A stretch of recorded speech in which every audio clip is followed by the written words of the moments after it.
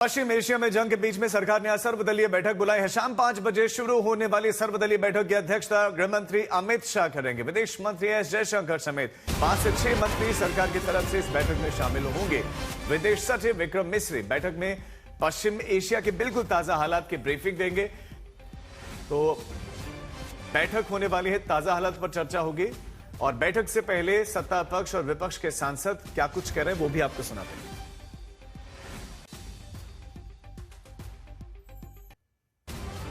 24-25 दिनों से ये चल रहा है। इसके संबंध में भारत की भूमिका क्या होनी चाहिए उसके संबंध में चर्चा करने के लिए सभी अपोजिशन के लोगों को भी इन्वाइट किया है और वो मीटिंग में चर्चा अच्छी होगी। अपोजिशन के भी जो सुझाव है उसको भी सरकार विचार करेगी। लेकिन राहुल गांधी कह रहे हैं कि हम इस मीटिंग में शामिल नहीं हो पाएंगे। स्ट्रक्चर ब्लंडर की भी बात कर रहे हैं सरकार से। मुझे लगता है कि राहुल गांधी जी की बयानबाजी तो चलती रहती है। राहुल गांधी बोलते मीटिंग नहीं बुलाते, जो मीटिंग बुलाते तो बोलते हमने उसमें जाएंगे। तो ये तो अच्छी बात है ना। लोकतंत्र में सबके साथ चर्चा होनी चाहिए, चर्चा हो भी रही है। लेकिन राहुल गांधी जी अडमन भूमिका ले रहे हैं, तो अगर वो नहीं भी आते तो वो बाकी की पार्टी आएगी और उसमें चर्चा होगी। हम तो विश्वगुरु बनने चले थे, हमारा बना क्या दिया आपने। एक तरफ कहां देश था और कहां खड़ा कर दिया लाकर आपने। आज आप बार बार बोल रहे हो हमने हॉर्मुज के रास्ते के अलावा दूसरी जगहों से हमने इंतजाम कर लिया। कहां से कर लिया भाई इंतजाम आपने। इतना दुनिया में प्रोडक्शन है खाद का प्रोडक्शन है जितनी खपत हिंदुस्तान में है। हिंदुस्तान के जो कारखाने वो किस चीज से चलते हैं? सारे गैस से चलते हैं। गैस कहाँ है? कहाँ से लाएंगे? हॉर्मुज के अलावा गैस कहाँ से लाएंगे? क्या प्रोडक्शन है कहीं पर इतना?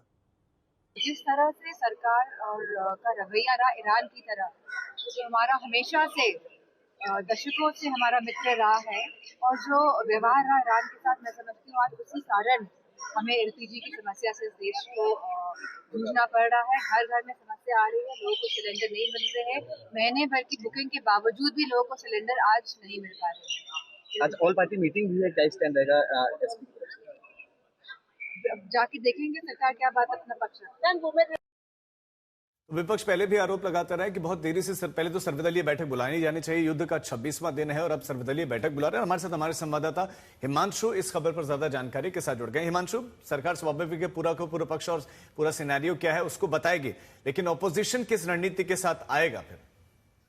देखिए, बिल्कुल अपोजिशन ये जरूर चाहेगा कि सरकार जो है क्लैरिटी दे, चाहे एलपीजी का इशू हो या खाद का इशू हो या पेट्रोल से रिलेटेड इश्यूज हो, उसमें क्लैरिटीज आनी चाहिए कि ये जो खबरें आती हैं कि एलपीजी का क्राइसिस है, पेट्रोल का क्राइसिस हो सकता है, फर्टिलाइजर का क्राइसिस हो सकता है, पावर सेक्टर में जो है वो क्राइसिस हो सकता है, इन सब पर जवाब हो। सरकार की ये कोशिश रहेगी कि विपक्ष को ऑन बोर्ड रखा जाए और इस विपक्ष को समझाया जाए कि ये जो भी चुनौती है वो सरकार के लिए नहीं है बल्कि पूरे देश के लिए है, पूरे विपक्ष के लिए है और सबको एक साथ होकर जो है इस पर लड़ाई लड़नी पड़ेगी। विक्रम मिश्री जो विदेश सचिव हैं वो पूरी प्रेजेंटेशन देंगे कि सरकार की तरफ से अभी क्या क्या कदम जो है वो उठाए गए हैं और किस तरीके की परिस्थिति अभी बनी हुई है और सरकार किस तरीके से पूरे जो स्थिति है उसको मॉनिटर कर रही है और अगर जरूरत पड़ती है तो सरकार क्या अल्टरनेट रूट्स जो है वो अपना सकती है।